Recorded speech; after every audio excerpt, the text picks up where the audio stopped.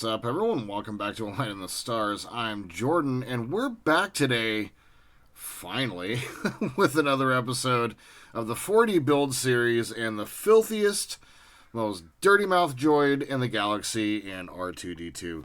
Now, it's been a minute. I was really struggling last month with getting things done. We're getting back on track, and I'd really like to finish this model because it kind of sucks just seeing R2 up there all just kind of naked and not all dressed up. And so, let's go ahead and remedy that today. I've already done a little bit of work. I basically just the pre-work, getting all of my little holes punched out, got all my cards taken care of, and basically we're going to be rolling through steps 6, 7, 8, and 9. And this is going to wind up being our penultimate episode. To get this done, however, we're also going to need to very carefully route our wires through whatever barriers that we're going to need to get to, and then figure out how we're going to be running his 9-volt connector out the back. So, let's go ahead and get started, shall we? And like I said in the last episode, we did some pretty crazy light blocking. Thank you again, Todd. And I can't wait to see this powered up with just a little bit more stuff put around the outside. So let's go ahead and get to it, shall we? All right, so we're starting step number 6 by putting the base plate on R2, and this is where I realized my initial plan of routing the wires through the bottom just wasn't going to work. I was like, wait, where is that going to go? And so, in determining and looking around, I saw, these ports, and I'm like, will that one work? Will that one work? Which is the one right there in the center, and then I'm like, wait. Hold on. There's these little slots that fit down below, and you can see right there that where I was pointing that's going to be an excellent place for me to route my wires out. So first I had to go ahead and tuck that back inside of R2, as weird as that is. And thankfully, I got lucky. Once again, being able to light this model was kind of a fluke thing, and yeah, it just kind of turned out really, really well. And so, as you see there, I had a purple dot matched up on both sides, and so that's where we just pushed down. And you got to be a little careful. As you can see there, I kind of pushed a piece out. I needed to glue through and glue, and I forgot that I didn't do that, and it was right in the middle of recording. I'm like, oh yeah, I didn't glue down all my previous stages. But hey, here it's what it is. So now here we're going to be basically creating the very base of R2 and where the center foot is going to be sitting. So we have the straight piece with some cut lines on there, so that's where we're going to be folding, and we're just going to be creating a small box around the very bottom of R2.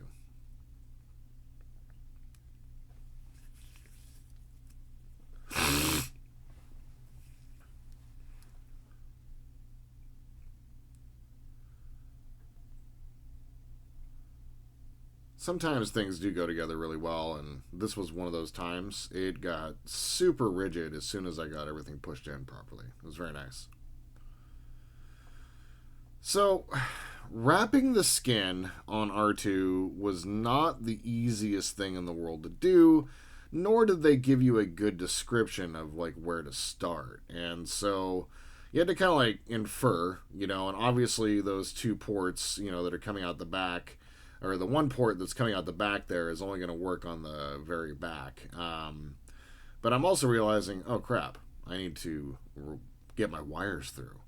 And so, as you can see there, I have a tiny little slot where I can run my wires through. Now, the wires that I use for all my wiring are really soft. It's a silicone wrapping. And I do that so that they're really flexible and easy to move. But unfortunately, it's kind of like pushing rope, if you get what I mean. Horrible phrase. But it doesn't want, I can't use the wires themselves to, really push through. And so here I have both of them trying to route through at the same time. And I got them pushed together, basically routed together. but only one came through. And I'm like, God damn it. And the other side fell out. And so the wires that I use don't help me with doing stuff like this, but they are gentler on the models. They're less rigid and conform really easy to where I want them to go. Generally, if I need to use my wires for any form fitting, it will be used with the cathodes and the anodes on a LED, for instance. So as you see there, that's where we're going to be pulling our wires through. And I got to say, that was pretty clever. It only took a second to think about it. I thought about like maybe drilling a hole out the bottom or something like that. But having that little flap there just worked. And I was able to pull it through, and everything just turned out really, really well. I'm very pleased with how the wire came out there. Very clever. I got an idea for the next episode when we're coming up to finish up the model of a way of wrapping the wire to kind of give it a sci-fi sort of look. And so, yeah, I look forward to seeing that in the next episode. Now, getting R2's skin on was not easy. I learned that you basically have to connect both the top and the bottom piece, and then getting it over the bag here was a little bit of a pain in the ass, if I'm being real. But you have to basically connect the top and the bottom for each ring as you go along, and you do that just so it won't pull apart. Well, I'm just going through and taking some tweezers and taking the little pieces that the inserts and all of that, and make sure they're just kind of positioned in there properly. Get them stretched out along the outsides of where they're supposed to be as well. Make sure that all of our connections are stable and tight, ready to go. I did take some glue at certain points and glued the ends down to hold them in place. And then that was with super glue. You can see that I was pretty pleased there. The super glue itself wound up working out really, really well. But, you know, it's just me putting the super glue down and then holding it in place for a minute or two, so I didn't really show that. The second part of the skin went on very much like the first part of R2's skin.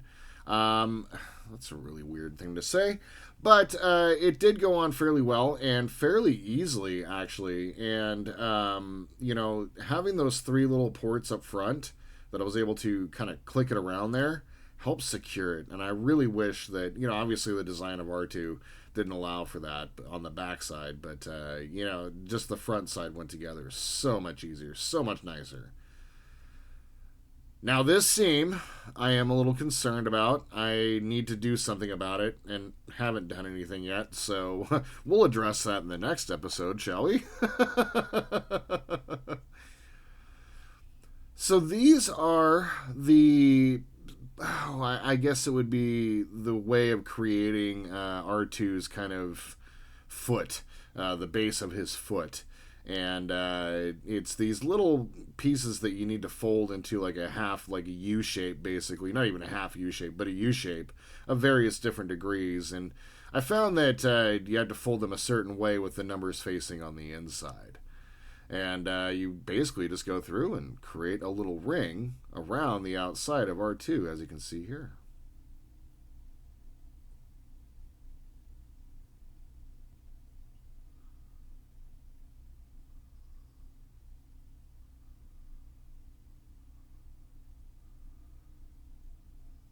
Ah, yes. Gotta love clever editing. That was probably about 10 minutes worth of work.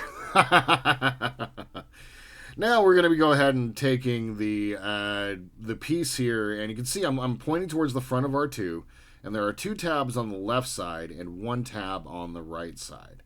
And I'm basically saying here, I'm just reminding myself, hey, it's on the left side, and I could see that, Jordan.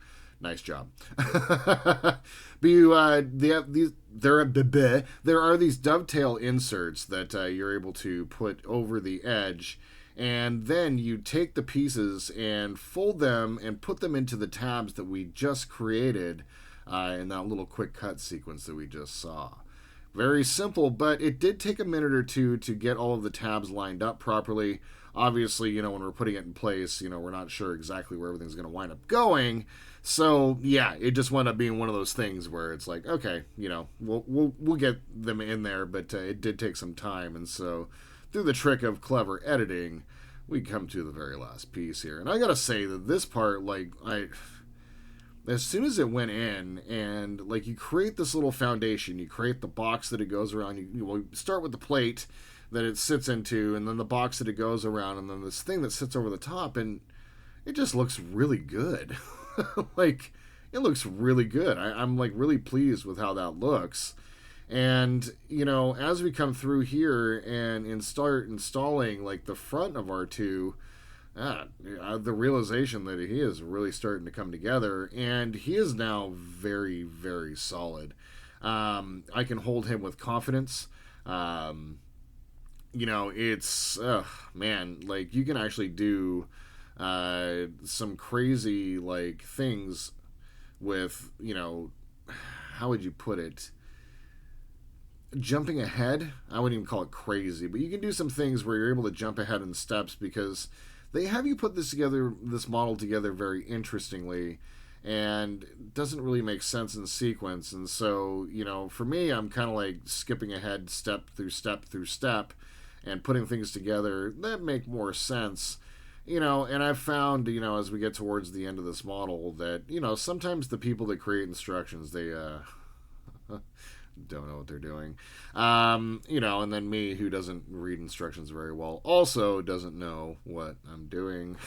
So it's a mess, and look at me, I'm just dropping things. It can be a bit of a mess. And so I'm kind of skipping all over the place as we go through and finish up getting R2's, basically his outer skin done. I had already put in his eye. I had already put in his holographic projector. And so it was one of those things where I had skipped all over and had to skip over steps. And so if you guys are following along and it looks like I've done things that don't make any sense, it's because I have done some step skipping, so to say. Now his arms went on fairly easy, although I did try to put them, I didn't put it on camera, but I did try to put them on the wrong way, because of course I did, because I was saying, they're not very good at instructions. I'm not also very good at reading instructions, and it was probably a combination of the two. I just wasn't paying attention, and so I had to kind of like rework this whole thing to make sure that I was able to get R2's arms put into place. And it turned out really, really cool. I really like that, as I can see with myself.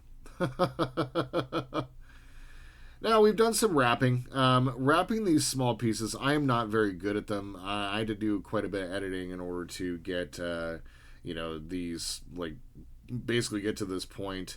I'll do a tutorial someday when I'm really frustrated at this point.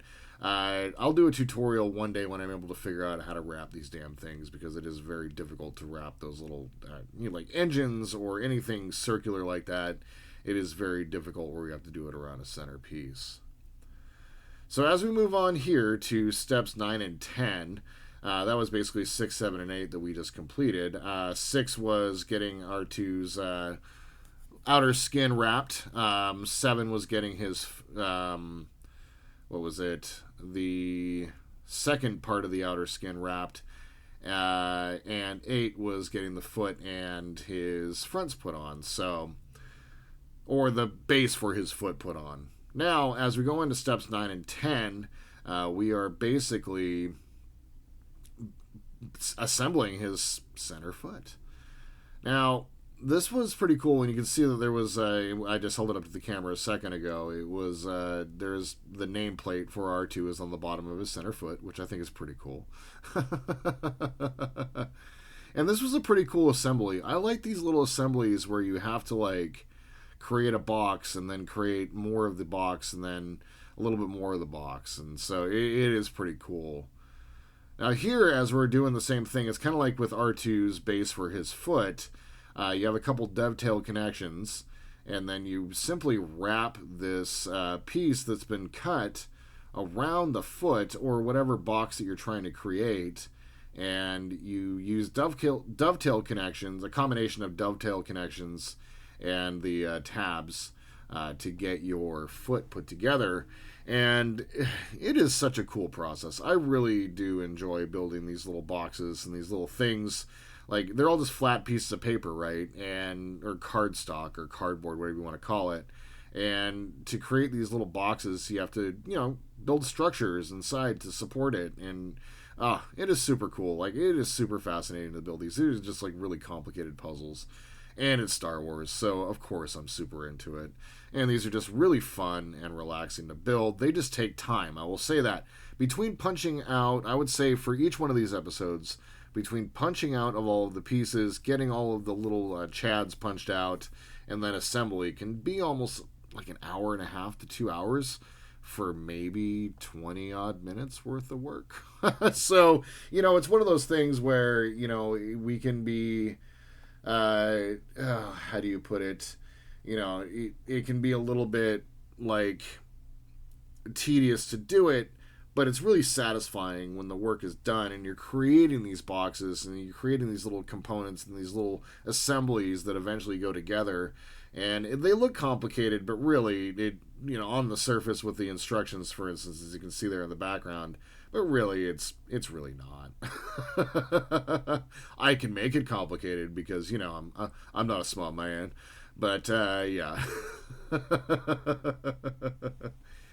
Now, as you can see here, we got R2's center foot basically complete. We just need to complete the assembly to attach him. And, it is a really, really cool little box that we created very simply and very satisfyingly, I have to say. This is super fun, so much. Super fun to build.